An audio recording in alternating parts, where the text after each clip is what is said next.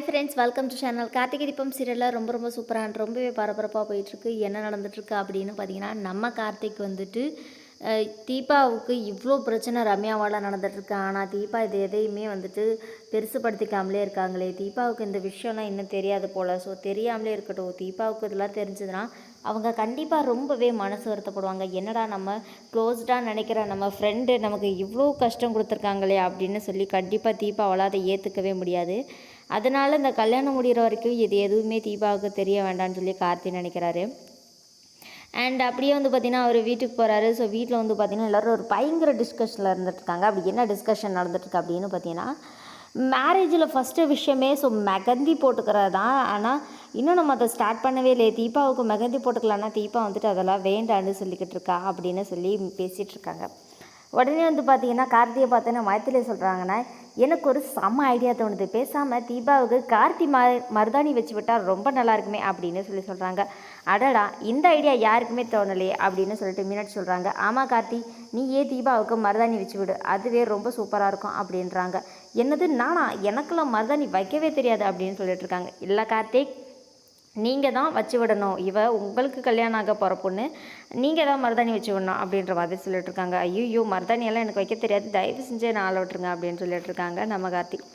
இல்லை நீ தான் வச்சு விடணும்னு சொல்லி அருண் சொல்லிகிட்ருக்காரு. உடனே வந்துட்டு கார்த்திக்கு செம்ம ஐடியா தோணுது. என்னென்னா, என்னை மட்டும் கோர்த்து விடாதீங்கண்ணா, உங்களுக்கும் கல்யாணம் ஆயிடுச்சு, உங்களுக்கும் ஒய்ஃப் இருக்காங்க. ஸோ அவங்க ஒய்ஃபுக்கு வந்து பார்த்திங்கன்னா மருதாணி வச்சு விடுங்க. ஸோ இதில் யார் பெஸ்ட்டுன்னு சொல்லிட்டு ஃபைனலாக முடிவு பண்ணிக்கலாம் அப்படின்னு சொல்கிறாங்க.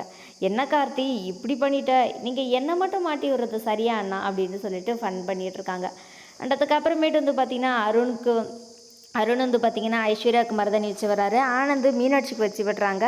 நம்ம அருணாச்சலம் வந்து பார்த்திங்கன்னா அபிராமிக்கு வச்சு விடுறாங்க. அப்புறம் நம்ம ஜானகிக்கு அவங்க ஹஸ்பண்ட் வந்து பார்த்திங்கன்னா மருதாணி வச்சு வர்றாரு. ஸோ இப்படி ஃபேமிலியில் இருக்க மொத்த கப்புள்ஸும் வந்து பார்த்திங்கன்னா தனித்தனியாக வந்து பார்த்திங்கன்னா செட் ஆஃப் கப்பலாக பிரிஞ்சு மருதாணியை ஸ்டார்ட் பண்ணிடுறாங்க. நம்ம கார்த்திக் வந்து பார்த்திங்கன்னா தீபாவுக்கு மருதாணி வச்சு வர்றாரு.